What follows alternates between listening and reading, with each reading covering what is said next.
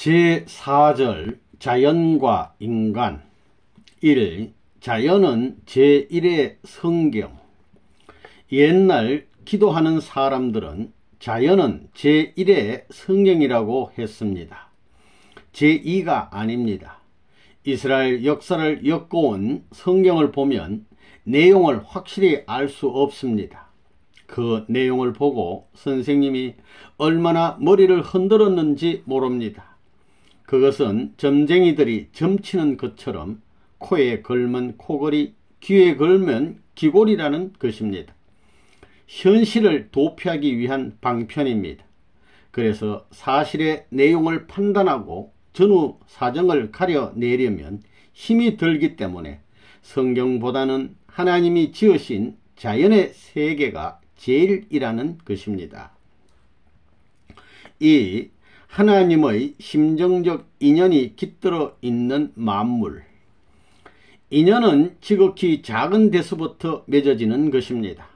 여러분 개체도 100조 개나 되는 세포로 인연되어 있는 생명체입니다.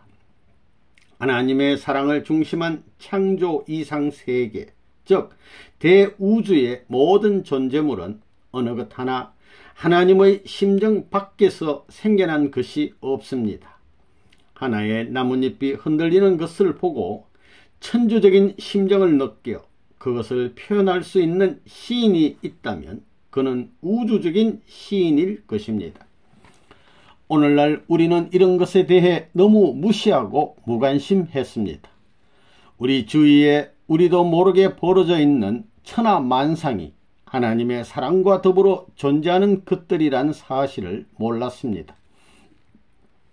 신령한 경지에 들어가 보면 조그마한 모래 한 알에도 우주의 이치가 들어있고 하나의 원자에도 무궁무진한 우주의 조화가 들어있다는 것을 알 수 있습니다. 존재하는 모든 것은 잘 알 수는 없지만 어떤 복합적인 힘을 통하여 나타난 결과라는 것을 부정할 수 없습니다. 분자를 지나 원자, 원자를 지나 소립자라도 그렇습니다. 이런 것들이 무의식적으로 존재하는 것이 아니라 어떠한 의식과 목적을 갖추고 존재합니다. 그렇기 때문에 존재하는 모든 것은 하나님의 사랑의 손길을 거쳐 나온 것이요 반드시 하나님과 심정적인 관계를 맺고 있다는 사실을 여러분은 철두철미하게 알아야 되겠습니다. 도인은 어떤 사람이냐? 풀 한 포기를 붙들고도 하나님 할 수 있는 심정으로 자기의 가치와 동등하게 그 가치를 인식할 수 있는 사람이 최고의 도인일 것입니다. 그렇게 그 가치를 노래할 수 있는 사람이 최고의 예술가일 것입니다. 각양각색으로 존재하는 만상을 보고 하나님의 각양각색의 사랑과 심정의 묘미를 발견하고 그것들과 친구가 되어 더불어 즐길 수 있는 감정을 가진 사람이 있다 할진대 그런 감정에 따라 세포 하나하나가 움직이는 사람이 있다 할진대 그는 만우주를 대표할 수 있는 사람일 것입니다. 그런 사람이 만물의 영장입니다. 그런데 먹을 것밖에 모르는 사람이 만물의 영장이 되겠습니까? 하나님이 피조 세계를 지으실 때 거기에는 기쁨이 있었습니다. 지어놓고는 보기에 선한지라 하셨습니다. 기쁨이 있었다는 것입니다. 기쁨이 무엇입니까? 어떤 목적을 이루었을 때 느끼는 것입니다. 지으신 만물에 하나님의 목적의식이 내재되어 있기에 창조된 만물을 놓고 하나님은 기쁨을 느끼셨던 것입니다. 그러면 복귀의 세계는 어떠한 세계냐? 한마디로 말한다면 삼라만상의 개체개체를 보면서도 하나님을 찬양할 수 있는 심정적인 인연을 입체적으로 갖춘 사람들이 사는 세계입니다. 하나님이 보시는 인격의 가치는 거기에 있습니다. 그래서 옛날 성 프란체스코가 동물을 보고 새를 보고 설교했다는 말도 거짓말이 아닙니다. 꿈같은 이야기지만 사실입니다. 3. 우주는 하나님이 지은 자연박물관. 어린애들이 좋아하는 장난감은 주로 움직이는 물건입니다. 움직이는 물건 가운데서 직감적으로 느끼는 것은 강아지나 곤충 같은 동물들입니다. 아이들은 대개 날짐승이나 들짐승 같은 움직이는 것들을 중심 삼고 좋아합니다. 왜 그러냐? 본래 사람은 그렇게 되어 있다는 것입니다. 그건 무엇을 말하느냐 하면 인간이 자연세계나 이 지구의 움직임을 보고 취미를 갖는다는 것입니다. 물론 상대 기준이 다르지만 그걸 감상하는 데서 사람이 재미를 느끼고 흥미를 느낀다는 것입니다. 그러므로 말미암아 자기 자체의 사랑의 속성을 다 배우는 겁니다. 그런데 곤충들이 살고 동물들이 사는 것을 보면 전부 다 쌍쌍이라는 것을 알 수 있습니다. 이렇게 볼 때 자연은 인간 하나를 사랑의 대상으로서 상대 이상을 교육시키기 위해서 전개시켜 놓은 교재, 박물관이다 이겁니다. 그렇기 때문에 새들의 노래에는 세 가지 종류가 있습니다. 배가 고플 때 신호하는 노래가 있고, 서로 사랑하는 상대를 위해서 하는 노래가 있고, 그 다음에는 위험할 때 하는 노래가 있습니다. 그게 다 다르다는 것입니다. 보통 사람들은 모르지만 자기들 세계에서는 다 안다는 것입니다. 매일의 생활이 무엇을 중심 삼고 돼 있느냐? 배고픈 것이야 한 번 먹으면 끝납니다. 그렇다고 매일같이 위험한 자리에 있는 것도 아닙니다. 대부분의 노래는 무엇을 중심 삼고 하느냐 하면 상대와 주고받는 관계에서 노래가 오고 간다는 것입니다. 인간은 주체와 대상, 즉 상대적인 쌍으로 지어졌고, 또 인간을 위하여 있는 만물 세계도 사랑의 원리 아래 조화를 이루고, 또 인간의 사랑으로 말미암아 생명과 이상을 실현하게 되어 있습니다. 만물 세계는 인간에게, 특히 자라나는 아담 해와에게는 사랑의 교과서요, 사랑의 진수가 무진장으로 진열된 박물관이라는 것입니다. 맨 처음 하나님의 자녀로서 태어난 아담 해와도 하나님의 보호권 내에서 점점 커감으로써 지능이 발달하기 때문에 하나님이 왜 피조세계를 지었는지를 알게 되고, 그 피조세계를 통해서 교육돼 나오는 겁니다. 피조세계가 움직이는 모든 것은 우리 인간 시조, 본래의 조상이 되어야 할 아담 해와가 생활하는 데 필요한 모든 것을 가르쳐주는 교재였습니다. 완성한 아담 해와가 아니기 때문에 이상생활을 해 나가는 데 있어서의 표본이요 하나의 박물관이었다는 것입니다. 4. 자연을 대하는 자세. 아침에 눈을 뜨고 자연을 바라보면 그 자연이 은은하게 내 본성과 인연되어 새로운 이상의 감정을 싹트게 합니다. 그러나 인간 세상은 바라보면 볼수록 절망과 슬픔의 감정을 돋워준다는 것입니다. 본래 타락하지 않은 본연의 인간들이 사는 세상이라면 인간의 가치가 그렇게 바라보는 이로 하여금 슬픔을 느끼게 할 정도는 아니라는 것입니다. 어떤 풀 한 폭이나 꽃 한 송이, 한 나무 한 그루와 같은 정도의 가치로 지어진 인간이 아닌 것입니다.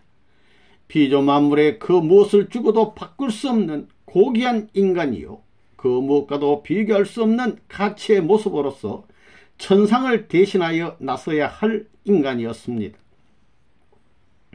하나님의 사랑이 깃들어 있는 자연을 바라보면서 세상의 왕, 어떤 유명한 사람이 갖고 있는 훌륭하다는 물건에 비할 소냐, 골동품에 비할 소냐, 어떤 유명한 부인이 입고 있는 화로운 옷에 비할 소냐 하는 마음을 가져야 합니다. 그렇지 못하다면 우리는 자연 세계 앞에 자신도 모르는 죄를 범하는 것입니다.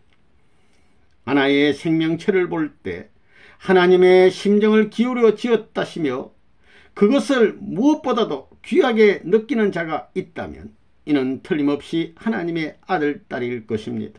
이런 사람은 기도가 필요 없습니다. 그 사람은 하나님과 같이 사는 사람입니다. 하늘은 인간을 그러한 자리까지 내모는 것입니다. 인간은 자기가 사랑하는 사람의 것은 무엇이든지 좋아하고 귀여워합니다. 그러면서도 제일 사랑해야 할 하나님이 지으신 만물은 귀여워할 줄 모릅니다. 이런 사람들이 하나님의 아들, 딸이 되겠습니까? 탄시간은 만물의 한을 헤어내 주어야 할 책임을 진 여러분은 나무 한 그루, 풀 한 포기에도 6,000년 전 그것들을 지으실 때에 하나님의 심정과 창조의 손길을 체휼해야 됩니다. 그런 마음을 가져야 됩니다. 그렇기 때문에 우리 통일교회 식구들은 길을 가다가 풀 한 포기를 보고도 눈물 지을 수 있어야 됩니다. 나무 한 그루를 붙들고도 울 수 있어야 됩니다. 주인을 잃어버려서 외로웠겠다면서 말입니다. 한번 그래 보라는 것입니다. 여기서 말하는 이 사람은 많이 울어보았습니다. 바위를 붙들고도 울어보고 바람이 부는 것을 보고도 울어보았습니다. 왜 그래야 되는지 이제 말씀을 들었으니 이해할 것입니다.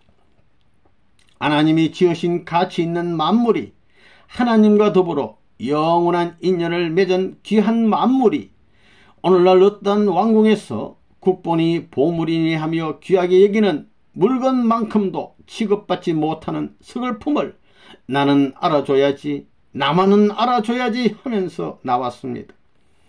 이 땅에 사는 세계 인류 전부가 몰라줘도 나는 알아줘야지 하는 마음을 여러분이 가진다면 이 민족은 앞으로 세계 인류를 지배할 수 있는 새로운 민족이 될 것입니다.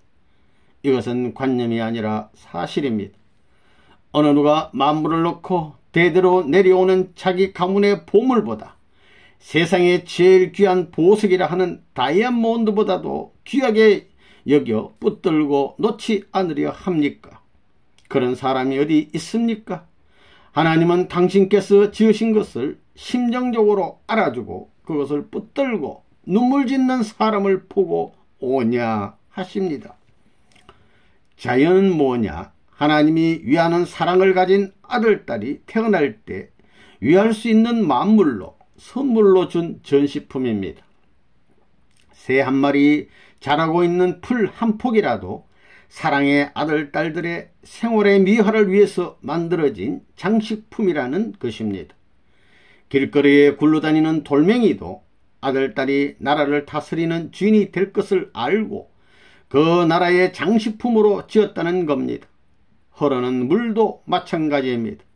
몸이 건조하고 단조로우면 안 되겠으니 초화무성한 화합의 동산, 사랑을 위하는 그런 세계를 보고 그것을 상속받을 수 있는 꿈의 왕자, 희망의 왕자를 만들기 위해서 창조했다는 것입니다. 그렇기 때문에 만물을 통해서 배우는 겁니다. 수놈 암놈이 짹짹할 때는 이것을 주인 되는 아주머니도 배우라고 하는 것입니다. 서로 위하는 세계를 향해서 자기 일생을 생명을 걸고 사는 본연의 피조 세계의 아름다움을 찬양할 줄 알아야 됩니다. 그렇게 되면 그 사람 집 울타리에 새가 와서 살려고 하고 새끼를 치려고 한다는 것입니다. 박물관에 있는 무슨 작품이 아무리 귀중하다고 해도 살아있는 작품에는 당할 수 없습니다. 하나님의 작품인 이 지구성 만물 박물관을 누가 하나님 이상 사랑했느냐 이겁니다. 자기 나라의 박물관 이상 사랑했느냐 이겁니다. 길가에서 밟히는 민들레 풀 한 포기가 박물관에 있는 신라시대의 금관에 비할 수 있느냐 이겁니다. 하나님이 직접 만드신 건데 조국 강토를 그렇게 생각하라는 것입니다. 그러한 하나님의 심정을 가지고 너를 본연의 하나님이 위할 수 있는 왕의 자리에서 사랑을 받던 그 자리에서 사랑하지 못하는 내 자신이 미안하다, 부끄럽다 하는 마음을 가지고 지니고 버젓이 위하는 그런 왕이 있다고 할 때는 그 풀포기도 그 왕을 따라가서 영원 불변 가치 있고 싶어 한다는 것입니다. 그렇게 살아야 할 인간입니다. 5. 자연을 사랑하고 사람을 사랑하라. 자연을 사랑하고 사람을 사랑할 줄 알아야 됩니다.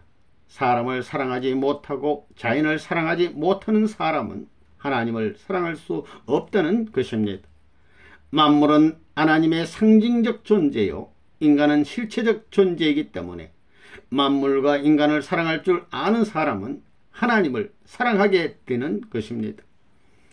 언제나 자연을 사랑해야 됩니다. 또 인간을 사랑해야 됩니다. 인간 가운데서도 오색 인종을 다 사랑해야 합니다. 하나님이 백인들만 좋아합니까? 그렇다면 백인들은 전부 다 흰옷만 입어야 됩니다. 색깔 있는 옷을 전부 버려야 되는 것입니다.